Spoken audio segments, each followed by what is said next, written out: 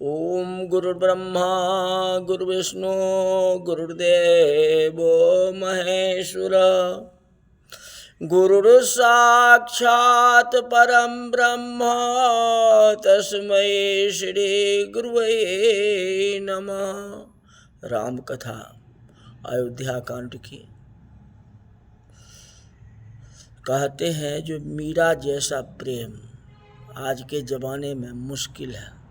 हो क्यों नहीं सकता? हो सकता है।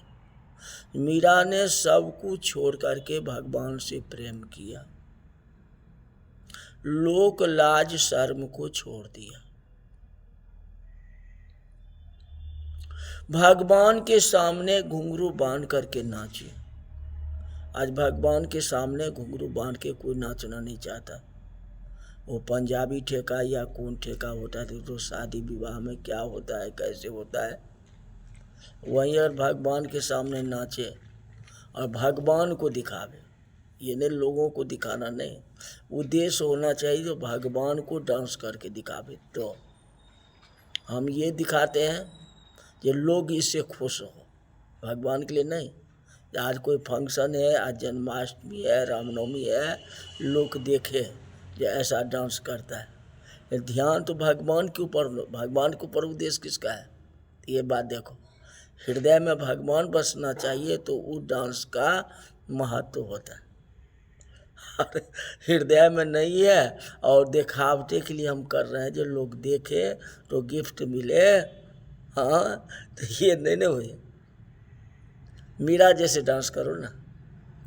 पगे घुंघरू बांधी मीरा नाची रे, पगे घुंघरू बांधी मीरा नाची रे। लोग कहे मीरा भाई बाबरी, लोग कहे मीरा भाई बाबरी, सब जात कहे कुल नासी रे। पग घुंघरू बांधी मीरा नाची रे, पग घुंघरू बांधी मीरा नाची रे। मैं तो मेरे गिरिधारी की, मैं तो मेरे गिरिधारी की, आप ही हो गई दासी रे। हाँ, आप ही हो गई दासी रे। पग घुंघरू बांधी मीरा नाची रे। तो नाच करो तो मीरा जैसे, डांस करो तो मीरा जैसे।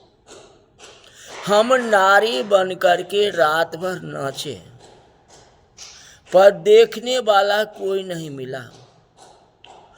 परंतु रामायण के बाद राम पारायण हो जाना चाहिए। राम कथा सुने हो तो राम पारायण हो जाओ, उनका चेला हो जाओ, उनकी शिष्य हो जाओ, भक्त हो जाओ। समाज में भाई भाई का संबंध सुधरे, पिता पुत्र का संबंध सुधरे, पत्नी पत्नी के संबंध सुधरे। सुधर जाए तो आपका बंधन है, शुक्रिया है। सुधर न सके तो रामायण पढ़ लेना और थोड़ा चिंतन करना। कुछ भी मन में तो लाओ, या तो बिल्कुल सुधर जाओ, नहीं तो उस बात के लिए चिंतन करो जो आके रामायण में क्या लिखा हुआ। कुछ तो चिंता करो उसके लिए। और इतना भी करेंगे तो तुलसी की आत्मा प्रसन्न होगी। और माता पिता के लिए श्रद्धा अनुसार दिवंगत आत्मा के लिए कुछ भी अगर आप दान कर देंगे तो माता पिता आशीर्वाद ही देंगे। कुछ करेंगे तब न, उन दिवंगत आत्माओं के लिए कुछ न कुछ तो दान कर दो, जितना हो जाए। वैसे भी 10 रुपये 20 रुपये जो है किसी गरीबों को आप दे देते हैं, वहीं 10-20 रुपये जो है अपने दिवंगत माता पिता के नाम से तो दो, तो उनके हृदय पर प्रभाव पड़ेगा, उनका हृदय द्रवीभूत होगा, आपको आशीर्वाद देंगे। हमारे तुलसीदास जी ने रामायण लिख करके चले गए, उसको हम जितने गाएंगे तो ये हमारे पिता स्वरूप है,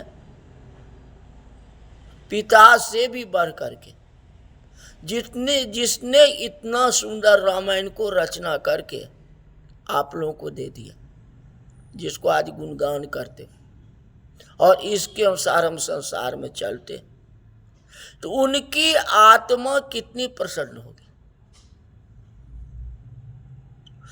कहते हैं कि मैं और आप एक मानव ही हो। जब जब लोग कथा में डूब जाते हैं, जब पूर्ण आहुति होती है, तो मन में यही विचार होती है, आंख में आंसू आ जाते, भाव विभोर हो जाते। जब कोई हवन आप करते हो, कोई चीज का पूर्ण आहुति करते हो, तो उस समय कितना खुशियां रहती है, सो बताओ। चाहे कुछ भगवान के प्रति हो या अपना परिवार के प्रति या कुछ हो, एक अलग उमंग हो जाता है ना।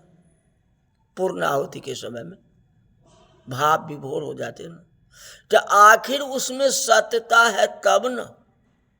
अगर सत्यता नहीं रहती तो उस हवन में आपको एकाएक उत्साह कैसे हो जाता है। आहुति के समय में कितना खुश हो जाते हो। वैसे ही भाव विभोर तो नित्य दिन होया करो। पूरी रामायण पढ़ो और रामायण में पूरा आनंद लो न। ये नहीं जो लास्ट में जाकर के भीड़ लग गई तो एक मन में उत्साह हो गया, आंख में आंसू हो गया, कुछ हो गया, ऐसे नहीं। पूरी कथा जब तक आप सुनते हैं, फिर पूरा दिन उसका चिंतन करो, भाव विभोर रहो, आनंद में ही आनंद रहो, कितना अच्छा लगेगा।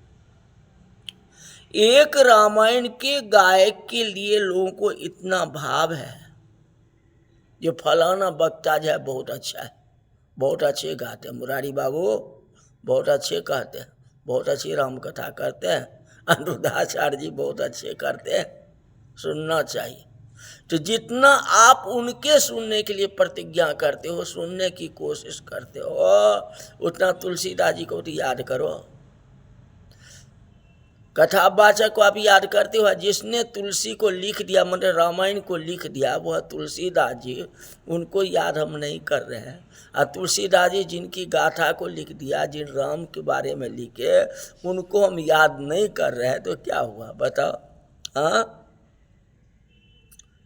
रामायण को गाओ, रामायण गाने से सब कुछ मिलेगा, क्योंकि इसमें लिखा गया ना, जो मनोकामना सिद्ध नर पावा, जो यह कथा कपट तज गावा, उसकी मनोकामना सिद्धि होती है।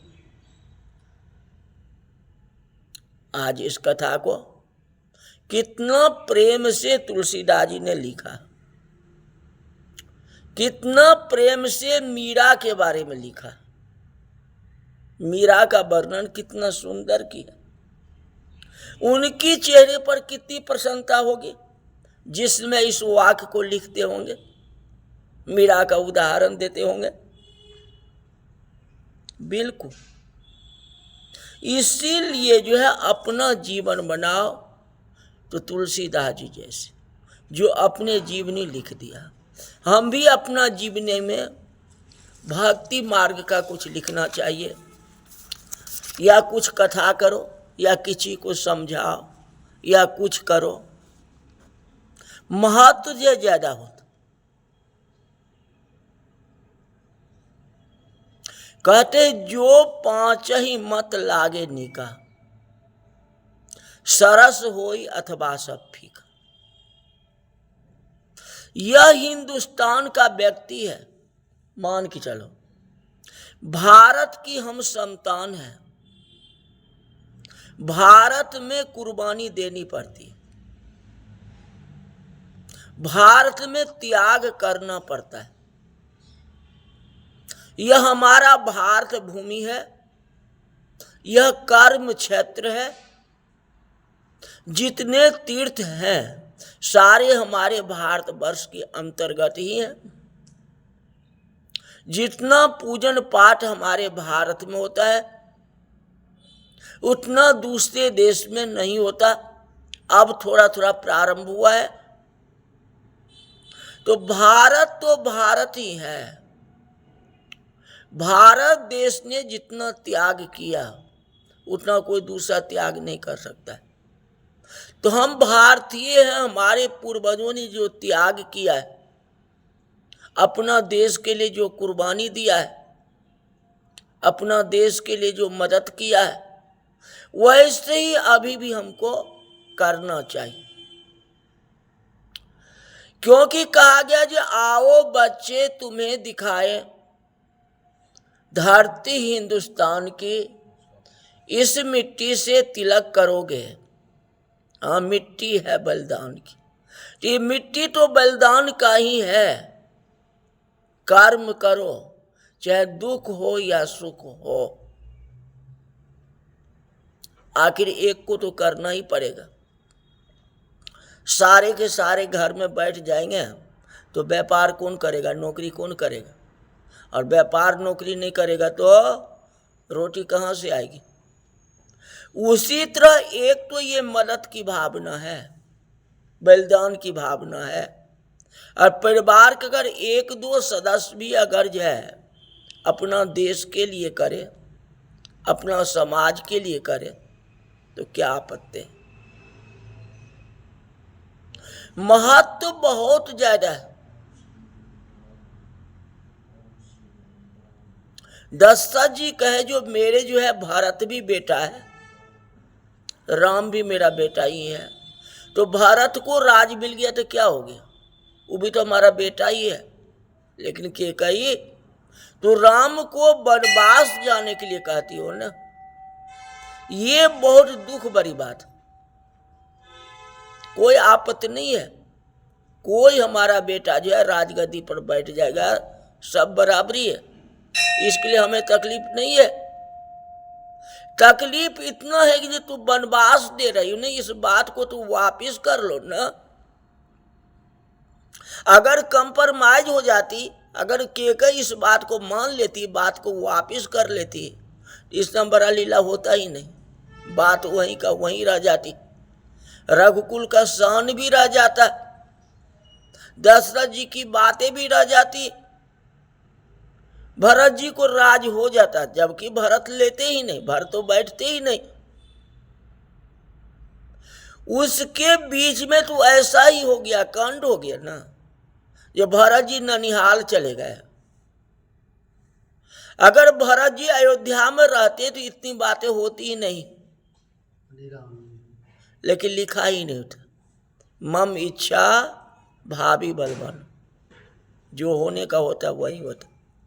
तो हमारा देश जो है त्याग और बलिदान का है, कर्म क्षेत्र है। तो हमारा कर्म करना। आगे लिखा ना, मुझे गद्दी मिले ये ठीक नहीं है, भारत को गद्दी मिलनी चाहिए।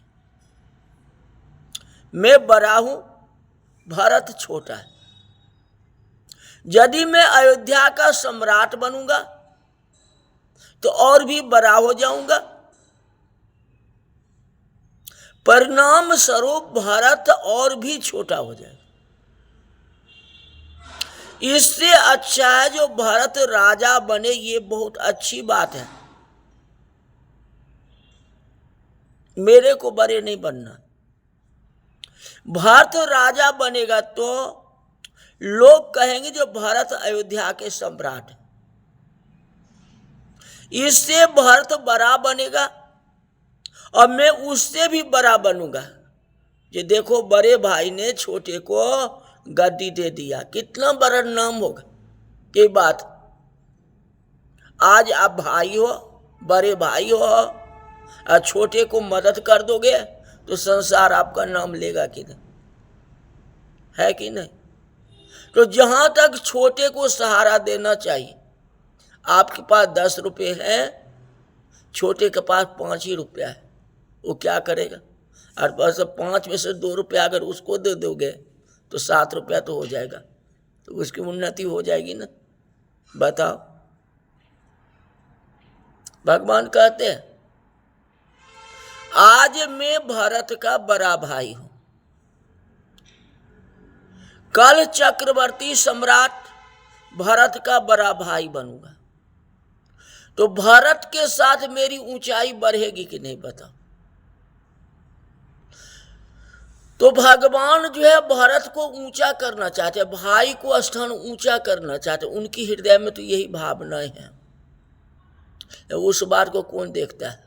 यहाँ तो बातें कुछ और हो रही है, जो कथा कल बताएंगे। आज यहीं तक रही। बोल वृंदावन बिहारी लाल की जय।